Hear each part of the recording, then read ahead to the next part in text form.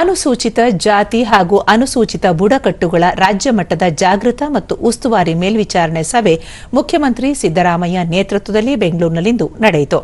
ಸಭೆಯಲ್ಲಿ ಸಚಿವರಾದ ಡಾ ಎಚ್.ಸಿ. ಮಹದೇವಪ್ಪ, ಕೆಎನ್ ರಾಜಣ್ಣ, ಭೈರತಿ ಸುರೇಶ್, ವಿಧಾನ ಪರಿಷತ್ ಪ್ರತಿಪಕ್ಷದ ನಾಯಕ ಛಲವಾದಿ ನಾರಾಯಣಸ್ವಾಮಿ, ರಾಜ್ಯ ಸರ್ಕಾರದ ಮುಖ್ಯ ಕಾರ್ಯದರ್ಶಿ ಡಾ ಶಾಲಿನಿ ರಜನೀಶ್, ಪರಿಶಿಷ್ಟ ಸಮುದಾಯದ ಶಾಸಕರು ಉಪಸ್ಥಿತರಿದ್ದರು.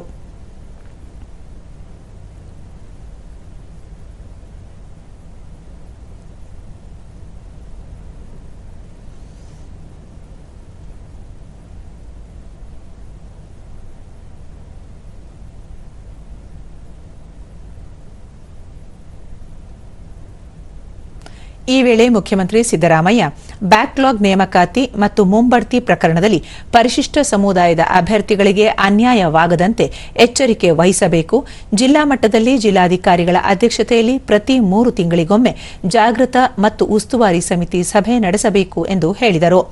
ಸರ್ಕಾರಿ ಉದ್ಯೋಗಿಗಳು ಮೃತಪಟ್ಟರೆ ಅನುಕಂಪದ ಆಧಾರದ ಉದ್ಯೋಗ ನೀಡಿಕೆಯನ್ನು ಉದ್ಯೋಗಿ ಮೃತಪಟ್ಟ ದಿನದಿಂದ 3 ವರ್ಷದೊಳಗೆ ಹಾಗೂ ಅಪ್ರಾಪ್ತ ವಯಸ್ಸಿನ ಮಕ್ಕಳು 18 ವರ್ಷ ಪೂರೈಸಿರಬೇಕು ಎನ್ನುವ ಮಿತಿ ತೆಗೆದುಹಾಕಲು ನಿರ್ಧರಿಸಲಾಗಿದೆ. ಜಾತಿ ಪ್ರಮಾಣ ಪತ್ರ ನೀಡುವ ಸಂದರ್ಭದಲ್ಲಿ ಕಂದಾಯ ಅಧಿಕಾರಿಗಳು ಜಾಗ್ರತೆ ವಹಿಸುವಂತೆ ಸೂಚಿಸಿದ್ದಾರೆ. ಎಸ್ಸಿ-ಎಸ್ಟಿ ಕಾಯ್ದೆಯಡಿ ದಾಖಲಾಗಿರುವ ಪ್ರಕರಣಗಳಲ್ಲಿ ನ್ಯಾಯಾಲಯ ನೀಡಿರುವ ತಡೆಯಾಜ್ಞೆ ತೆರವುಗೊಳಿಸಬೇಕು. ಈ ಸಂಬಂಧ ಇನ್ನೂ 665 ಪ್ರಕರಣಗಳು ತನಿಖೆಗೆ ಬಾಕಿ ಇದ್ದು ತ್ವರಿತವಾಗಿ ಪೂರ್ಣಗೊಳಿಸಬೇಕು. ಪ್ರತಿ ಜಿಲ್ಲೆಯಲ್ಲಿ ಡಿಸಿಆರ್ಇ ಕೋಶವನ್ನು ಸ್ಥಾಪಿಸಲು ಸಚಿವ ಸಂಪುಟದಲ್ಲಿ ನಿರ್ಧಾರ ಕೈಗೊಳ್ಳಲಾಗಿದೆ ಎಂದು ಹೇಳಿದರು.